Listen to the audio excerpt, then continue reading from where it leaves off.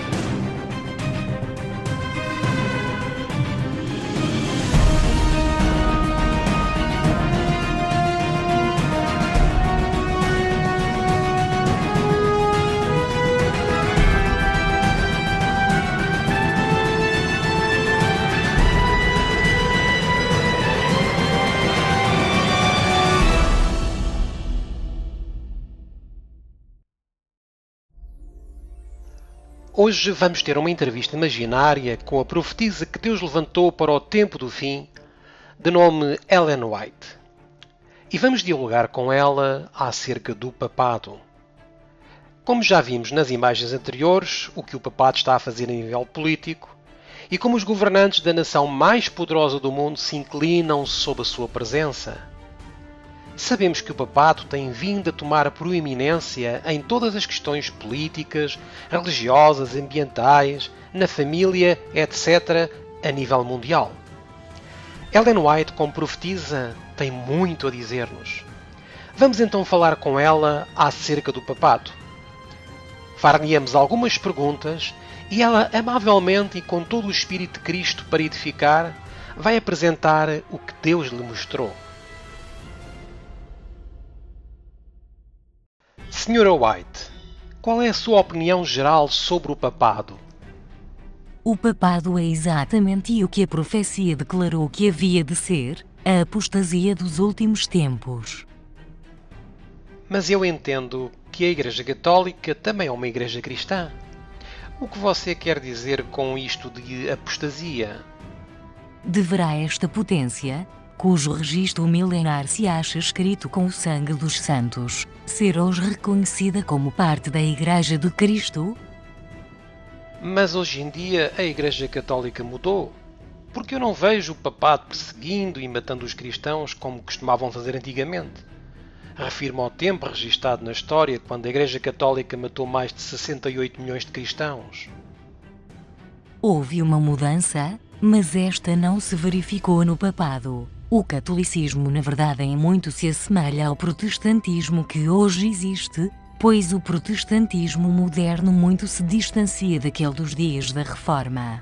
O tom pacífico usado por Roma nos Estados Unidos não implica mudança de coração. É tolerante onde é impotente, diz o bispo O'Connor. A liberdade religiosa é meramente suportada até que o contrário possa ser levado a efeito sem perigo para o mundo católico. O arcebispo de St. Louis, Estados Unidos, disse certa vez, a heresia e a incredulidade são crimes, e em países cristãos como a Itália e a Espanha, por exemplo, onde todo o povo é católico, e onde a religião católica é parte essencial da lei da nação, são elas punidas como os outros crimes. Você quer dizer que os protestantes do passado diferem dos de hoje em seu conceito sobre o papado?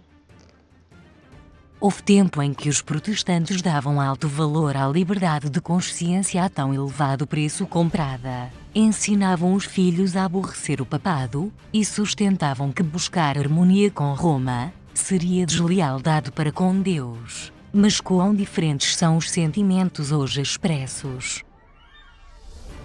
Mas eu não entendo. Como é que os protestantes podem odiar o papado enquanto afirmam acreditar na Bíblia, que nos fala sobre o amor entre irmãos? Um estudo da Escritura Sagrada, feito com a oração, mostraria aos protestantes o verdadeiro caráter do papado, e os faria aborrecê-lo e evitá-lo. Começo a entender porque a Bíblia diz claramente em Apocalipse 19:20 que são os protestantes apóstatas, falso profeta, que enganarão as pessoas para receberem a marca da besta. A propósito, qual é a marca ou o sinal da besta? A mudança do sábado é um sinal, ou marca, da autoridade da Igreja Romana. Os que, compreendendo os reclamos do quarto mandamento, preferem observar o falso dia de repouso, em lugar do verdadeiro, estão com isso prestando homenagem à única autoridade que o ordena. O sinal da besta é o dia de repouso papal, aceito pelo mundo em substituição ao dia designado por Deus. Eu entendo que são os evangélicos e os católicos que guardam o domingo como dia de repouso.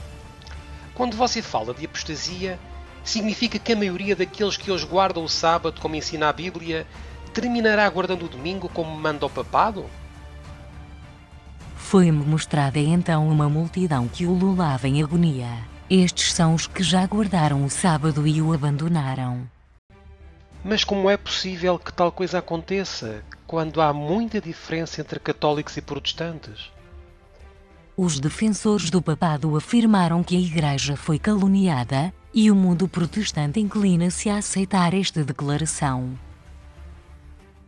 Esses defensores do papado, que você menciona, são os mesmos que se opõem à afirmação de que o Papa é a besta do Apocalipse 13 e o chifre pequeno de Daniel 7? Muitos insistem em que é injusto julgar a Igreja de hoje pelas abominações e absurdos que assinalaram seu domínio durante os séculos de ignorância e trevas. Desculpam sua horrível crueldade como sendo o resultado da barbárie dos tempos.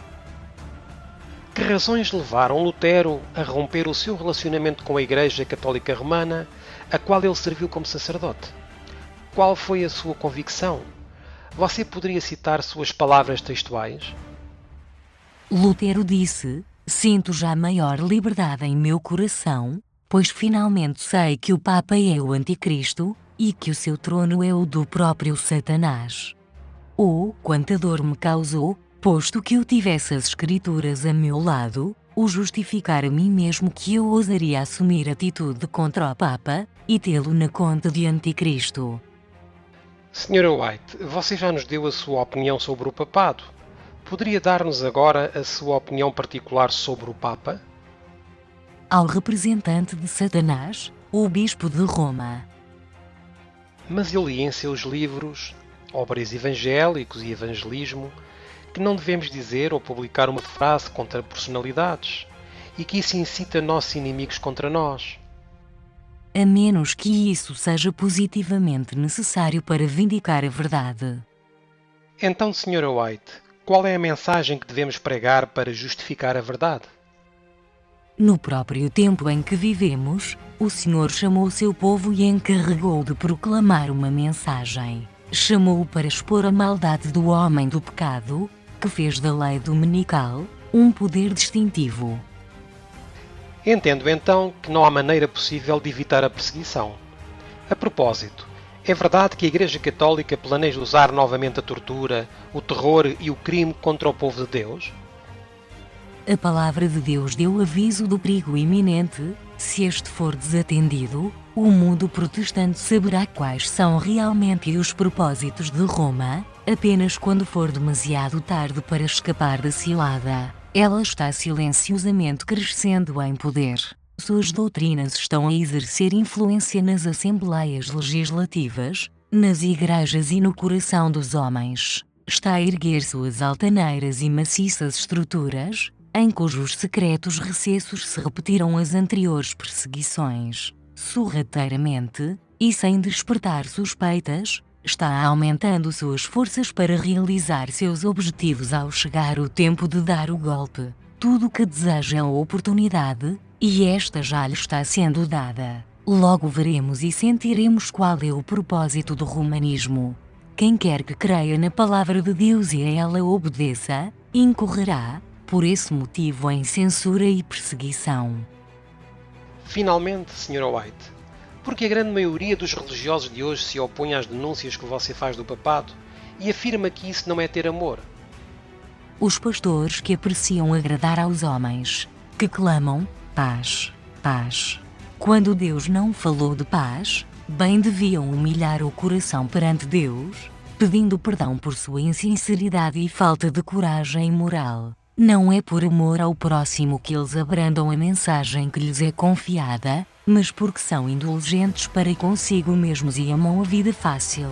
O verdadeiro amor busca primeiro a honra a Deus e a salvação das almas. Os que possuem este amor não se esquivarão à verdade para se abrigarem dos incômodos resultados de falar claramente. Sra. White, se for necessário, falaremos novamente no futuro sobre esse mesmo assunto? E da mesma maneira? Os protestantes têm-se intrometido com o papado, patrocinando. Os homens cerram os olhos ao verdadeiro caráter do romanismo e aos perigos que se devem recear com a sua supremacia. O povo necessita ser despertado a fim de resistir aos avanços deste perigosíssimo inimigo da liberdade civil e religiosa. Muito obrigado, Sra. White, por este vital e interessante diálogo para o tempo do fim acerca do verdadeiro caráter do papado.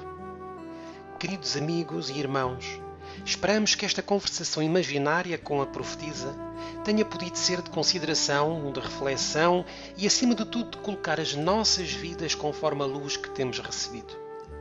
Logicamente que a profetisa já faleceu, mas continua a falar através dos testemunhos, porque são também palavra de Deus.